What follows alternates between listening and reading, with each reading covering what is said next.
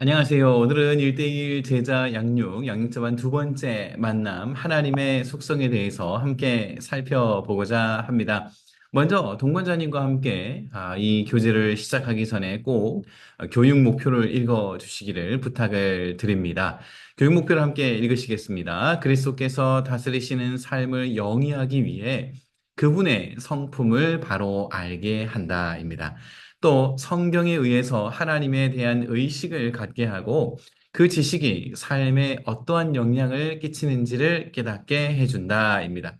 하나님의 성품을 아는 것이고 그 하나님의 성품으로부터 우리의 삶에 미치는 영향을 살펴보는 것이 이번 과의 목표라고 할 수 있겠습니다.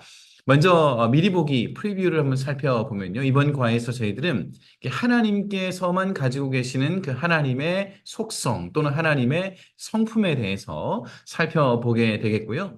사람이 하나님의 형상으로 창조되었지 않습니까? 즉, 사람은 하나님을 닮았죠. 하나님께서 일부의 속성을 사람에게 공유해 주셨습니다. 그래서 사람에게 공유된 그 속성에 대해서 함께 살펴보겠고요. 끝으로 저희들이 믿는 하나님은 삼위일체 하나님이신데 그것에 대한 고백을 살펴보도록 하겠습니다. 암송 구절입니다. 이 구절이 사실 이 과에 대한 핵심 내용을 담고 있기 때문에 여러분 꼭 기억하시고 동반자님과 함께 암송해 주시기를 부탁드립니다. 우리 같이 한번 읽어보겠습니다. 여호와여 위대하심과 권능과 영광과 승리와 위엄이 다 주께 속하였사오니 천지에 있는 것이 다 주의 것이로소이다. 여호와여 주권도 주께 속하였사오니 주는 높으사 만물의 머리이심이니이다 했습니다. 저희들이 보통 예배 때 고백하게 되는 사도신경에 대한 내용을 가져왔습니다. 특별히 이제 최근에 새 번역된 버전으로 이제 한국 교회에서 많이 고백을 하게 되는데요. 이 새 번역에서는 실제로 사도신경의 이제 구조를 아주 잘 반영했다고 말씀드릴 수 있습니다. 여러분 앞에 보시는 바와 같이 사도신경의 구조는요, 나는 전능하신 아버지 하나님, 천지의 창조주를 믿습니다. 이렇게 구조가 되어 있습니다. 그리고 나는 그의 유일하신 아들, 우리 구주 예수 그리스도를 믿습니다. 끝으로 나는 성령을 믿습니다. 이렇게 성부, 성자, 성령님을 믿습니다. 라고 하는 구조 가운데 예수님에 대한 그 신앙의 고백이 굉장히 자세하게 고백되어 있는 것을 알 수 있습니다. 초대교회 성도님들은 이 사도신경을 통해서 과연 우리는 무엇을 믿는가? Faith as content라고 하는 개념에서 믿음의 내용을 고백했던 것이죠. 만약에 어린 자녀나 조카들이 와서 엄마, 아빠, 삼촌, 이모, 하나님은 어떤 분이세요? 라고 물어보신다면 여러분은 어떻게 대답하시겠습니까? 여러 가지로 대답할 수 있겠지만, 그때에 사실 저희들의 답은 바로 저희들이 방금 앞에 살펴봤던 바로 그 사도 신경이 될 것입니다. 나는 하나님을 믿는데 하나님은 전능하시고 천지를 만드신 우리 아버지시란다. 이렇게 알려주실 수 겠죠. 그리고 예수님을 믿어. 예수님은 말이야. 라고 하면서 쭉 설명해 주실 수 있을 것입니다.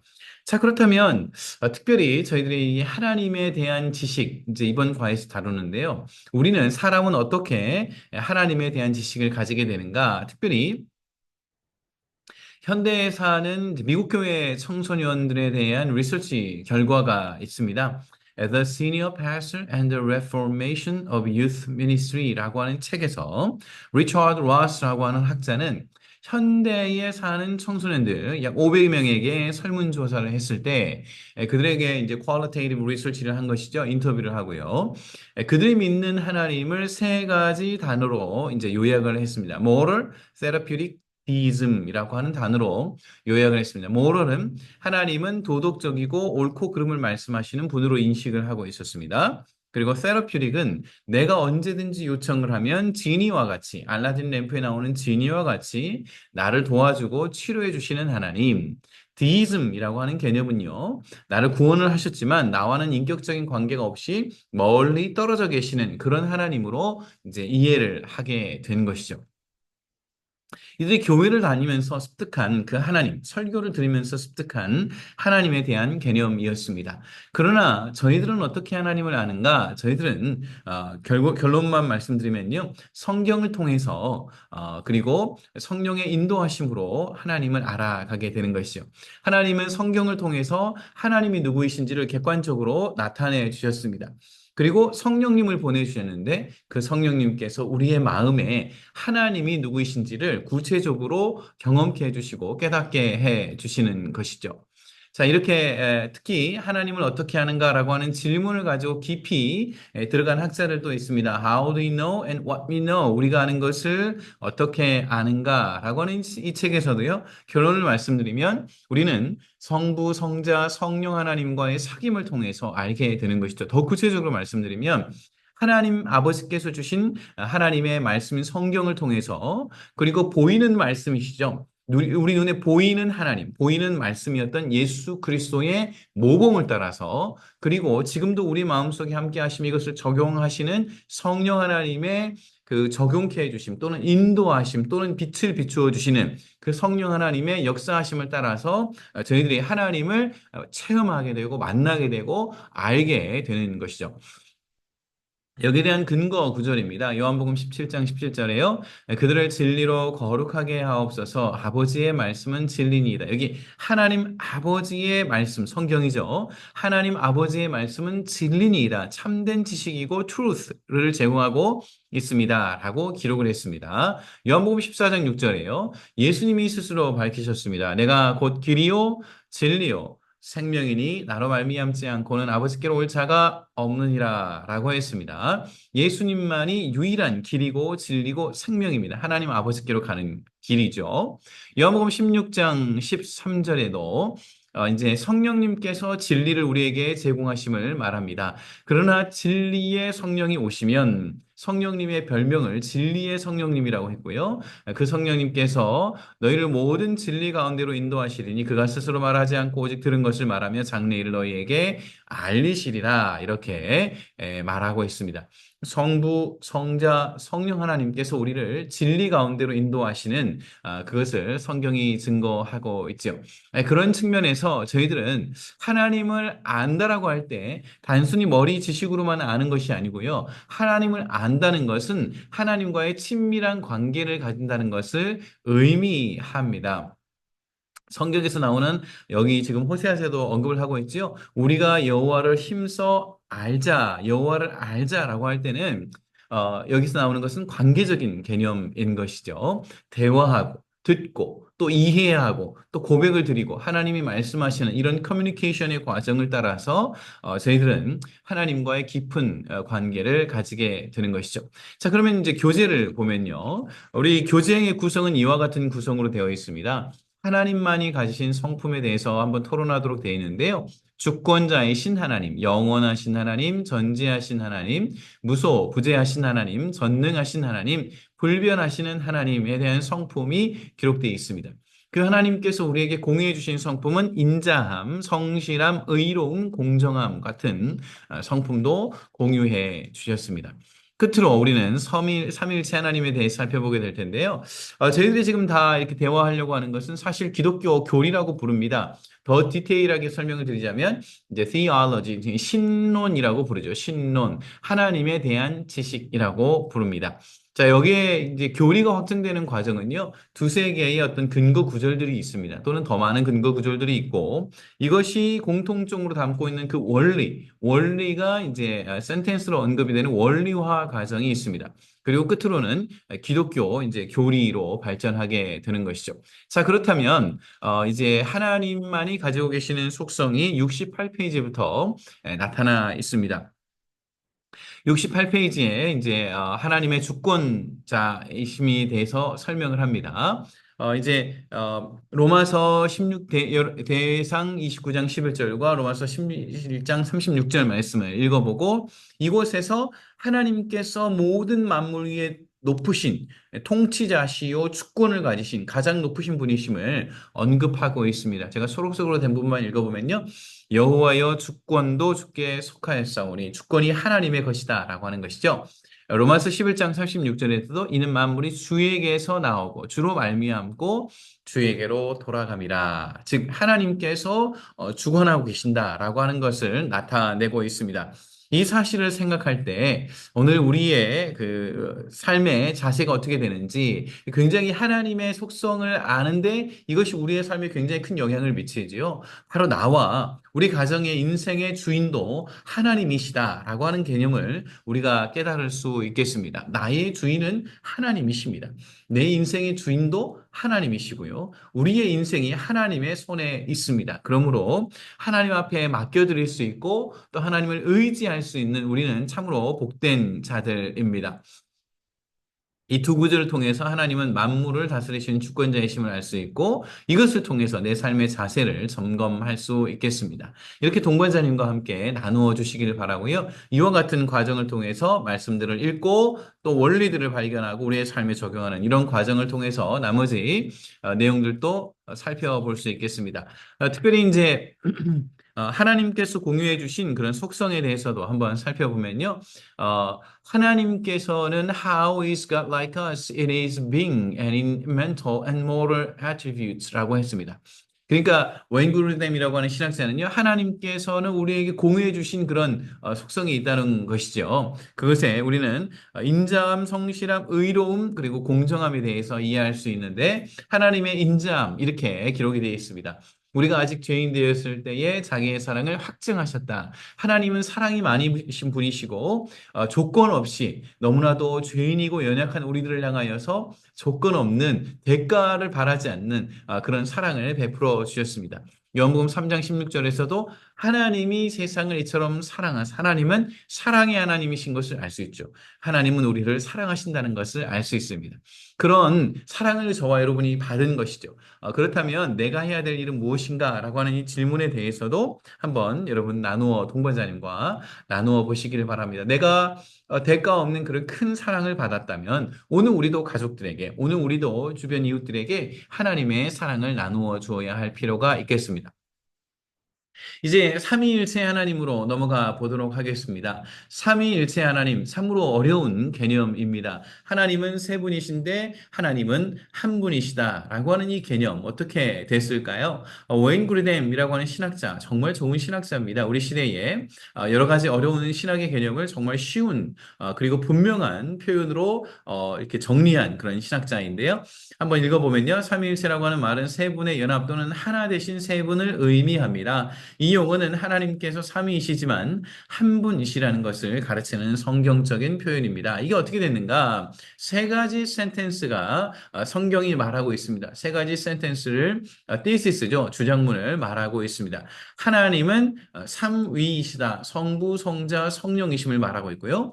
각 위는 충분한 하나님이시다. 그리고 하나님은 한 분이시다라고 하는 것을 의미합니다. 증명을 해보겠습니다. 하나님은 우리로 존재하시는 하나님이세요. 심지어 창세기 1장의 기록을 보면 이미 하나님께서 우리로 존재하셨습니다. 하나님이 이르시되 우리의 형상을 따라 우리의 모양대로 우리가 사람을 만들자. 창세기 11장 7절에 바벨탑 사건과 관련해서도 자, 우리가 내려가서 라고 표현했습니다. 성부와 성자가 함께 존재하는 것으로 언급된 표현이 여러분 앞에 보시는 바와 같이 시편 45편, 호세아 1장, 말라기 3장에도 하나님은 성부와 성자로서 함께 존재하시는 것으로 기록이 되어 있습니다. 성부와 성령이 함께 존재하시는 것으로 보이는 구절은 이사야 48장 그리고 63장 10절을 말할 수 있습니다. 하나님의 영이 기록되어 있기 때문이지요. 이 삼위일체 하나님이 동시에 한꺼번에 이렇게 삼위가 분명하게 나타나는 근거 구절도 있습니다. 바로 마태복음 3장 16절 17절을 읽어보면요. 예수님이 나오시고요. 세례를 받으시고 물에서 올라오실 때 하늘이 열리고 하나님의 성령이 비둘기같이 자기 위에 내려 임하심을 보시더니 하늘로부터 소리가 있어 이는 내 사랑하는 아들이여 있으니까 이 말씀을 하시는 분은 성부 하나님이시죠. 내 기뻐하는 자라 하시니라. 이렇게 성부, 성자, 성령 하나님이 동시에 이렇게 역사하시는 장면입니다. 그러면 또 마태복음 28장 19절에도요. 아버지와 아들과 성령의 이름으로라고 하면서 이제 세례를 베풀라 이렇게 언급하고 있고요. 고린도후서 13장 13절에도 주 예수 그리스도의 은혜와 하나님의 사랑과 성령의 교통하심이 너희 무리와 함께 있을지어다 이렇게 삼위 하나님이 함께 등장하고 있습니다. 하나님은 삼위로 존재하심이 함께 존재하신다는 것이죠. 프란시스 셰퍼라고 하는 기독교 철학자가 있습니다. 이 철학자는요, The God Who Is There 이라고 하는 책에서 이렇게 언급을 했습니다. 삼일체 하나님에 대해서 우리가 아는 것 중 하나는 삼일체 하나님께서 만물이 창조되기 전 이전에 계셨고 상세 이전부터 삼일체 하나님 사이에 사랑으로 존재했다는 것입니다라고 언급을 하고 있습니다. 여기에 물론 근거 구절들이 다 있죠. 그렇게 그 구절들의 근거에서 하나님께서 창조 전에 삼위께서 함께 계셨고 사랑함 가운데 완전함 가운데 함께 하셨으나 하나님의 완전하신 계획을 위해서 지금 이 세상을 창조하시고 이끌어가고 계신다는 것입니다. 이렇게 저희들이 믿는 삼위일체 하나님에 대한 고백은 갑자기 저희들만 하게 된 것은 아니고요. 기독교가 이제 사실 처음 생기던 그 시점에 바로 예수 그리스도께서 십자가에 죽으시고 부활하시고 첫 번째 교회인 예루살렘 교회가 세우게 된 그 시점부터도 하나님에 대한 고백이 이어졌습니다. 그래서 가장 먼저 드려졌던 고백이 사도신경이고요. 실제로 150년, 200년 된 그런 200년도에 기록되어 있는 굉장히 초기 문헌이죠. 예, 그때 기록된 문헌에도 보면 사도신경의 흔적들이 나오고 있습니다. 그리고 니케아 신경, 칼케돈 신경, 325년, 451년 또한 중세로 넘어오면 이제 하이델베르그 컨페션 그리고 웨스트민스터 컨페션에도 삼일체 하나님에 대한 해설과 신앙의 고백을 담고 있습니다. 이게 조금 표현들이 좀 이렇게 지금 화면이 좀 깨졌는데 사도신경을 통해서 저희들이 살펴봤고요. 나이신 크리드 300년도에 이제 기록된 그 니케아 신경도 여러분 한번 읽어 보시기를 바랍니다. 핵심은 이것이죠. 전능하신 하나님 그리고 예수 그리스도에 대한 고백, 성령님에 대한 고백, 이 모든 것을 더 자세하게 사도신경보다도 더 자세하게 고백을 하고 있습니다. 니케아 신경에서 좀 특별히 저희들 기억할 부분 중에 하나는 바로 성령님에 대한 clarification, 분명한 명시화가 있다는 것인데요. 우리는 또한 성부와 성자에게서 나온 생명을 주신 주 성령님을 믿습니다. 그 당시에 굉장히 이슈가 됐던 포인트는 성령님을 어떻게 고백해야 되는가라고 하는 이 질문에 대한 답이 나이슨 크리드였습니다. 추가 읽기 자료로 저는 웨스트민스터 컨페션의 2장 1절을 여러분 권해 드립니다.